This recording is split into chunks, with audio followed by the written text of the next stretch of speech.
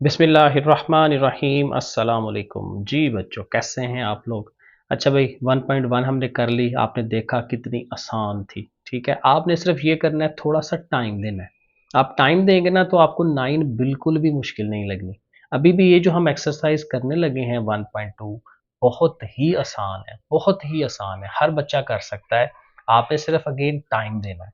Video को पूरा देख लीजिएगा। ठीक है, चीज़ें समझ लें, कोई मुश्किल नहीं है। तो ये देखें, हम इसको शुरू कर लेते हैं। इसमें देखें, सबसे पहले ना टाइप्स है मैट्रिसेस की। अब मैट्रिसेस देखें, हमने पढ़ा था मैट्रिसेस क्या होता है, जिसको उर्दू में हम कालब कहते हैं, कि ब्रैकेट्स लगाते हैं और उसके अंदर जो है वो चीज़ें कुछ लिखते हैं, नंबर्स लिखते हैं। ये 1.1 में हमने इसको समझा था। अब उसकी कुछ किस्में हैं कि किस किस तरह के मैट्रिसेस या कालब जो है वो हो सकते हैं। अब देखिए, बड़ा ईजी है। पहला क्या कहता है, रो मैट्रिक्स। अब एक ऐसा मैट्रिक्स जिसमें सिर्फ रो है, एक ही रो है, बस एक से ज़्यादा रो नहीं आनी। फॉर एग्जांपल देखें, मैं ऐसे लिख देता हूँ कि जी 1 2 3। अब ये देखें, तीन मैंने चीज़ें लिखी हैं और एक ही कतार के अंदर लिखी हैं, एक ही रो है उसकी।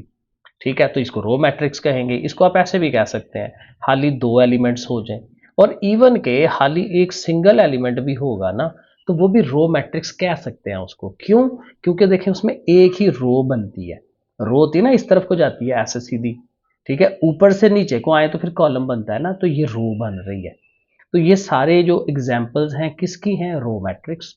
यानी बस एक सिंगल रो होनी चाहिए। और इसी तरह इसका भाई है कॉलम मैट्रिक्स। और कॉलम मैट्रिक्स में क्या होगा, एक ऐसा मैट्रिक्स होगा जिसमें एक ही कॉलम बन रहा होगा, ऐसे करके ऊपर से नीचे की तरफ एक ही चीज बन रही है। अब अगेन वही बात है कि इसको डिफरेंट कैटेगरीज बना सकते हैं, ऐसे भी हो सकता है। और अगेन एक सिंगल एलिमेंट भी हो सकता है, क्योंकि जैसे ये सिंगल एलिमेंट इधर को रो है, तो ऊपर से नीचे कॉलम भी तो वो बन ही रहा है। तो ये रो मैट्रिक्स भी होता है, कॉलम मैट्रिक्स भी होता है, लेकिन आपके सामने है दोनों में फर्क। कॉलम ऊपर से नीचे है, रो इधर से इधर को जा रहा है। अब ये आगे आएगा रेक्टेंगुलर। रेक्टेंगुलर में ये होता है कि रोज और कॉलम्स ये आपस में बराबर नहीं होते। देखें, 1 2 3 4 5 6। अब ये देखें, अब आप मुझे बताएं कि इसमें कितनी रोज हैं और कितने कॉलम्स हैं। गिने इसको। एक रो, दूसरी ये रो, दो रोज हैं। एक दो तीन, तीन कॉलम्स हैं। तो ये इसका ऑर्डर क्या बनता है, 2/3। वो हमने ऑर्डर पढ़ा था ना 1.1 में। तो अब इसमें देखें, रोज और कॉलम्स इक्वल नहीं है। तो जब भी इक्वल नहीं होंगे वो रेक्टेंगुलर है। और उस लिहाज से ये सारे रेक्टेंगुलर ही हैं, क्योंकि इसमें रो मतलब इसमें देखें, ये रो एक है तो कॉलम तीन बन रहे हैं। इसमें कॉलम एक है तो रोज तीन बन रही हैं, तो बराबर नहीं ना हुए।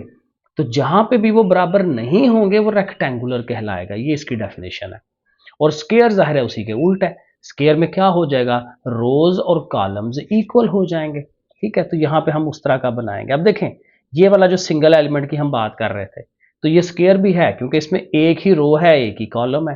2/2 का अगर हम बनाते हैं ना, 1 2 5 9 एलिमेंट कुछ भी हो सकते हैं। अब ये देखें, दो रोज हैं, दो कॉलम्स हैं, ये भी स्केयर है। 3/3 का भी हो सकता है, 1 3 5, कोई भी नंबर, 0 5 9 1 7 8। अब ये देखें, ये 3/3 का, तीन रोज हैं, तीन कॉलम्स हैं, है ना। तो इसको हम कहते हैं स्केयर। जब भी रोज और कॉलम्स इक्वल होंगे वो स्केयर है, और जब इक्वल नहीं होंगे तो वो रेक्टेंगुलर है। सिंपल सा काम। अगला भी बड़ा सिंपल सा है, नल मैट्रिक्स। इसको नल भी कहते हैं, जीरो भी कहते हैं। और नाम के अंदर ही है जीरो, तो मतलब एक ऐसा मैट्रिक्स जिसमें सारे के सारे एलिमेंट्स जीरो जीरो हों। अब वो अगेन कोई भी शक्ल हो सकती है। ठीक है, रो मैट्रिक्स की शक्ल हो सकती है, सिंगल एलिमेंट हो सकता है, रेक्टेंगुलर की शक्ल हो सकती है। सही है ना, कोई भी शक्ल। लेकिन क्या होगा, सारे एलिमेंट जीरो होंगे, जीरो के अलावा कोई चीज नहीं होगी उसके अंदर। तो इसको क्या कहेंगे, नल मैट्रिक्स। और आगे ये कंसेप्ट है ट्रांसपोज। ये बड़ा इंपॉर्टेंट है, ट्रांसपोज बड़ा इजी है, मैं करके दिखाता हूं। अगर एक ए मैट्रिक्स है मेरे पास, 1 2 5 9, और इसका कहता है ट्रांसपोज मालूम करें, तो ट्रांसपोज के लिए ए के ऊपर टी लगाएंगे। ठीक है, कि हम ट्रांसपोज करने लगे हैं। और ट्रांसपोज में ये होता है कि रोज को कॉलम्स बना देते हैं, या कॉलम्स को रोज बना देते हैं, इंटरचेंज कर देते हैं। आप पहली रो देखें 1 2 है ना, तो आप उस रो को कॉलम की शक्ल में लिख दें। अगली रो 5 9 है, इसको भी कॉलम की शक्ल में लिख लें। तो ये क्या बन जाता है, ट्रांसपोज। देखिए, बड़ा इजी है। ठीक है, पहली रो पकड़ी कॉलम बना दिया, पहला अगली रो पकड़ी कॉलम बना दिया। तो ये भी और प्रैक्टिस इसकी होनी है। उसके बाद ये है negative of a matrix. Negative का मतलब ये होता है कि आपने ना साइन चेंज करने होते हैं। अगेन अगर कोई एक मैट्रिक्स है हमारे पास ये वाला 1 3 7, ठीक है, ये अब ज़ाहिर है रो मैट्रिक्स है, तो इसका नेगेटिव क्या होगा कि आप लिखेंगे -a के साथ भी -a, क्योंकि ज़ाहिर है साइन चेंज करना है ना। तो अंदर जो एलिमेंट्स हैं, फॉर एग्जांपल यहाँ -3 है, थोड़ा और चेंज कर लेते हैं। तो अब इसका क्या होगा, आपने सब के साइन चेंज कर देने हैं। 1 जो है वो नेगेटिव हो जाएगा, -3 है तो उसको +3 कर दें, और 7 पॉजिटिव है उसको भी आप माइनस में कर दें। तो देखें, समझ आ गई कि इसमें क्या कर रहे हैं हम, उसके जो साइंस हैं वो चेंज कर रहे हैं। प्लस है तो माइनस कर दिया, माइनस है तो प्लस कर दिया, ये भी हो गया। उसके बाद है सिमेट्रिक मैट्रिक्स। सिमेट्रिक, सिमेट्रिक ऐसे पढ़ेंगे इसको। सिमेट्रिक में ये होता है कि हमारे पास ना कुछ स्पेशल होते हैं मैट्रिक्स, खास किस्म के, कि जिनका ट्रांसपोज लेने से उन पर कोई फर्क ही नहीं पड़ता।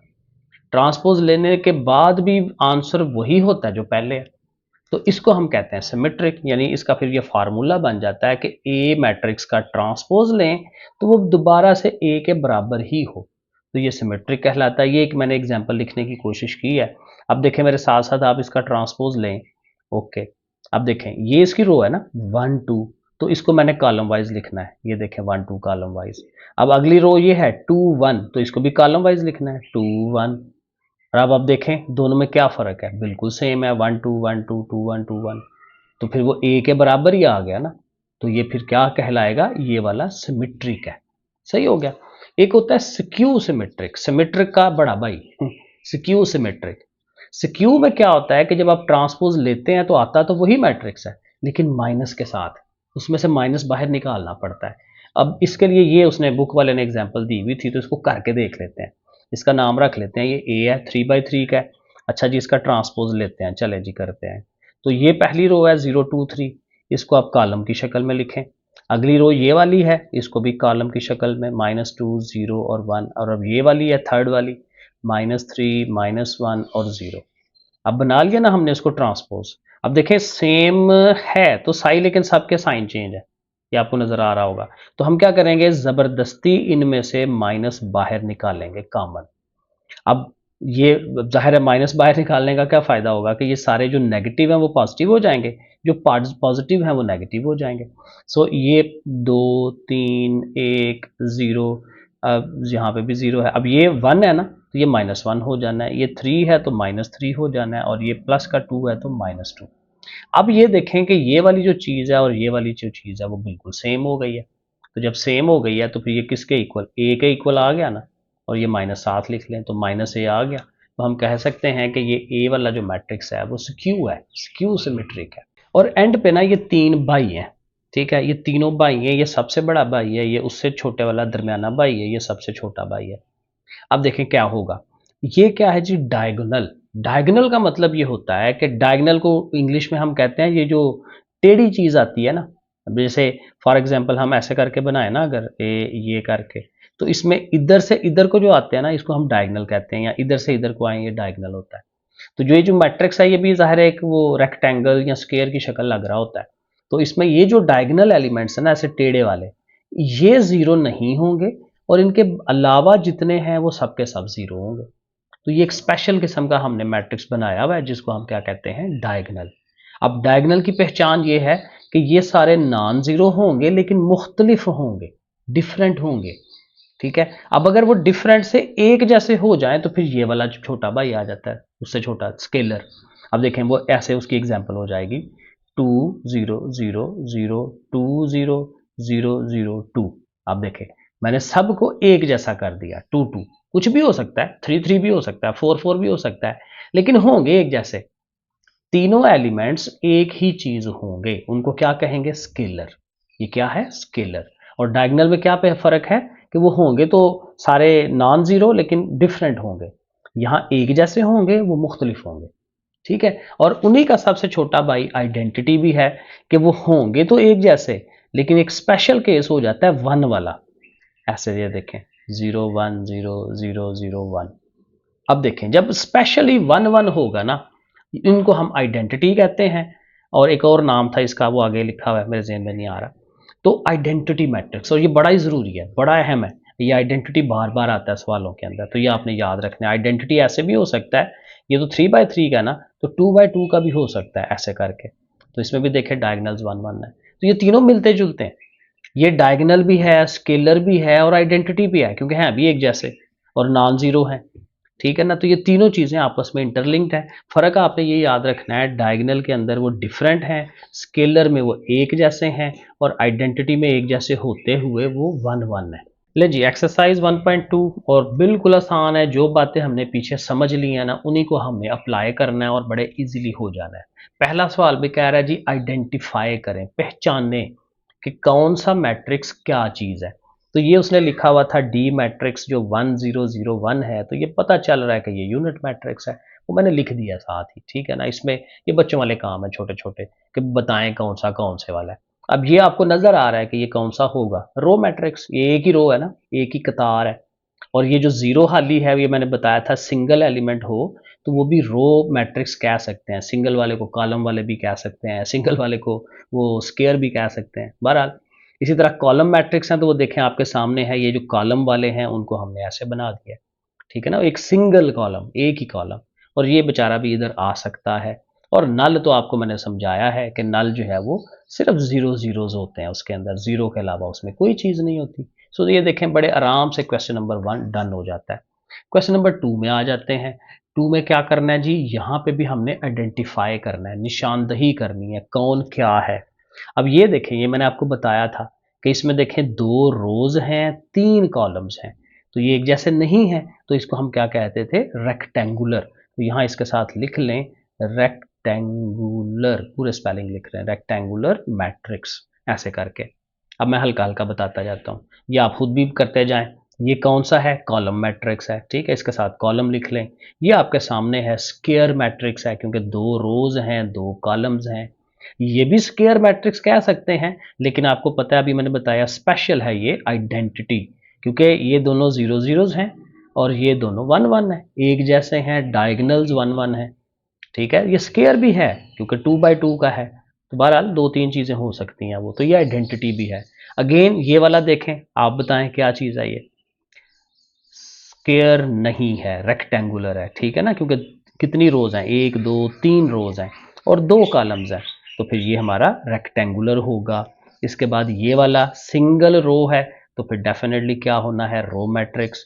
ये कॉलम मैट्रिक्स, ठीक हो गया। ये हमारा स्क्वायर मैट्रिक्स, क्योंकि इसमें 3 रोज 3 कॉलम्स एक जैसे हैं। और ये आपको पता है, ये नल मैट्रिक्स भी हो सकता है, इसको आप रेक्टेंगुलर भी कह सकते हैं। ठीक है, वो दोनों कैटेगरीज हैं, दोनों नाम लिख दें इसके। अब आ जाए क्वेश्चन नंबर 3 पे। यहाँ पे भी आइडेंटिफाई करना है, वो आपको पहचान जरा करवा रहे हैं कि कौन सा क्या होता है, लेकिन यहाँ ये तीनों की पहचान करनी है कि डायगोनल कौन सा है, स्केलर कौन सा है और यूनिट वाला कौन सा है।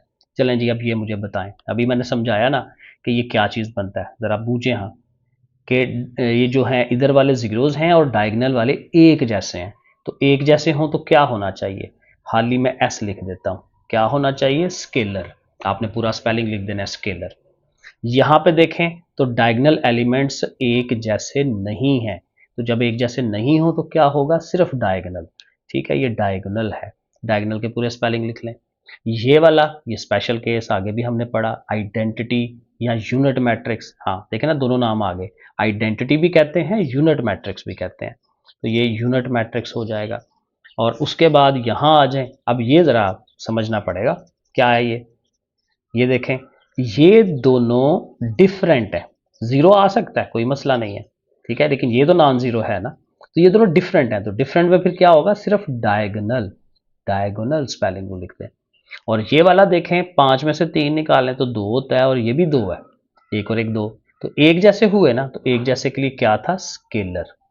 तो ये 3 आपने कैटेगरीज याद रखनी है, एक जैसे हो तो स्केलर, डिफरेंट हो तो डायगोनल, और अगर 1 1 हो तो आइडेंटिटी। ले जी, ये काम हो गया। क्वेश्चन नंबर 4 कहता है जी, नेगेटिव मालूम करें, बिल्कुल बच्चों वाला काम, अभी हमने नेगेटिव करके देखा है, ये मैट्रिक्स पड़ा हुआ है, तो इसका नेगेटिव क्या होगा, -a। और क्या करना है, इनकी अलामतें चेंज करनी है। ऊपर वाला 1 पॉजिटिव है, उसको आप माइनस कर दें, 0 को 0 ही रखते हैं, 0 के साथ कोई साइन नहीं होता।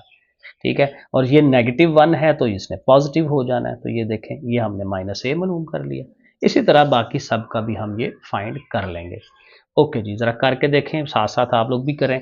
तो b का -b होना चाहिए, ठीक है, अंदर वाले जो है एलिमेंट्स, ये -3 हो गया, ये +1 हो गया, ये -2 हो गया और ये -1। सो देखें उनके सिंबल्स चेंज कर लिए। c का भी -c होगा, ये चारों पॉजिटिव हैं तो चारों को नेगेटिव कर देते हैं। सही है जी, ये देखें कितने आराम से हो रहा है। और डी में भी वही काम करना है, -d इज इक्वल टू, यहाँ पे मैं छोड़ देता हूँ, ये भी प्लस का हो जाएगा, इसने भी प्लस का हो जाना है, इन दोनों ने माइनस का हो जाना है।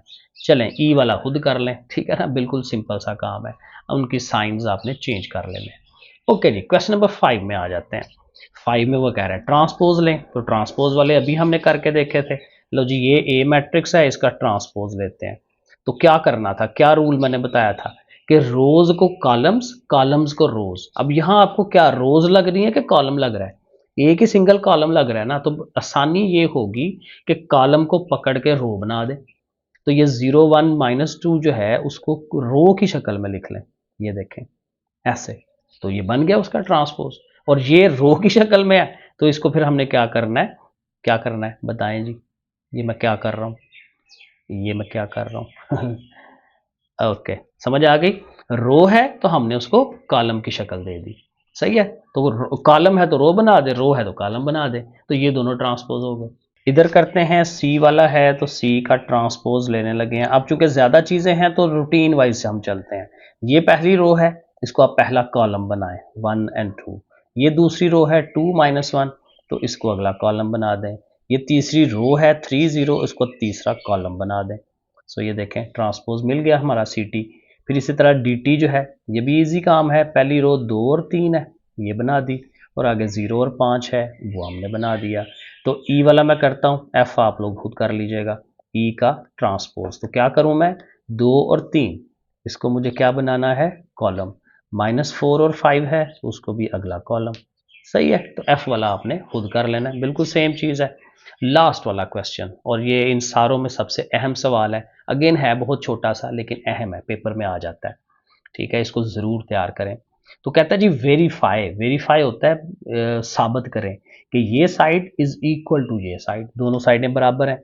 अब इधर क्या लिखा हुआ है, ए का ट्रांसपोज है और उसके ऊपर फिर ट्रांसपोज है, यानी उसके कहने का मतलब है कि किसी भी मैट्रिक्स का डबल ट्रांसपोज जब लेते हैं तो वो दोबारा ओरिजिनल मैट्रिक्स ही आ जाता है, यानी जहां से हम चले थे वहीं पे पहुंच जाते हैं। वो पंजाबी का मुहावरा है ना, जिथों दी खोती उत्थे आ खलोती। सो ये बहरहाल ये देखे। सो इसके ऊपर हमने टी लगाया, ठीक है, करके देखते हैं। तो ये पहली रो है, उसको हमने कॉलम बनाया, ये अगली रो है, उसको हमने कॉलम बना दिया, पहला ट्रांसपोज हो गया। अब सेकंड ट्रांसपोज लेना है, यानी ट्रांसपोज का ट्रांसपोज। ओके, तो अब ये 1 0 है, इसको हमने कॉलम बनाना है, ये 2 1 है, उसको कॉलम बनाना है। और अगेन इसको देखें, इसको और इसको देखें, सेम हो गया है, तो मतलब ये कि ये क्या चीज़ थी, ए, तो आप उसकी जगह ए लिख लें, यानी ए ट्रांसपोज का ट्रांसपोज इज इक्वल टू ए। ये देखें 2 या 3 स्टेप्स के अंदर ये प्रूव हो जाता है। अब ये जो सेकंड पार्ट है, अगेन आपको खुद करना चाहिए वैसे प्रूव, लेकिन चले मैं कर देता हूँ, एंड हो रहा है तो एंड पे जो है इसको हम ख़त्म करते हैं, क्योंकि सेम चीज़ है ना, बी का ट्रांसपोज। तो चलें जी शुरू करते हैं। बी का ट्रांसपोज इज इक्वल टू 1 1 है, 1 1 को इधर को कर दिया, 2 0 को इधर को कर दिया। फिर बी ट्रांसपोज का दोबारा ट्रांसपोज हम लेने लगे हैं। अब 1 2 है, 1 2 को इधर लाएं, ये 1 0 है, 1 0 को इधर लाएं, तो अब ये दोबारा वही बन गया ऑटोमेटिकली। तो हम कह सकते हैं कि बी ट्रांसपोज का जब हमने दोबारा ट्रांसपोज लिया है तो वो बी आ गया। ले जी, ये देखें 20 मिनट के अंदर हमारी ये एक्सरसाइज डन हो गई है। तो टाइम दें चीज़ों को और एक रजिस्टर बना लें, उस पर साथ साथ आप लोग भी करते जाएं, बहुत फ़ायदा होगा। ओके फिर बच्चों, अल्लाह हाफिज़।